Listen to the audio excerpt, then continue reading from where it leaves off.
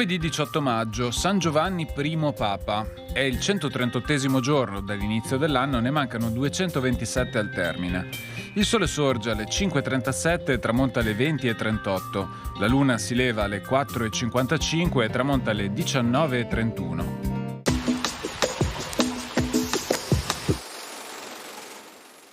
Al comando del doge Pietro Orseolo II, la flotta veneta lascia gli ormeggi per andare a combattere gli slavi narentani. A commemorazione della vittoria riportata sarà istituita la festa delle simboliche nozze di Venezia con il mare.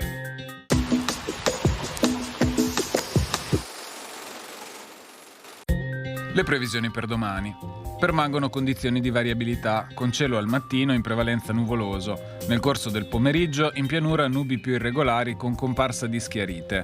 Probabili precipitazioni sparse sui settori montani e occidentali della pianura, specie nella seconda parte della giornata. Temperature in contenuto aumento, venti in pianura in prevalenza moderati da nord-est.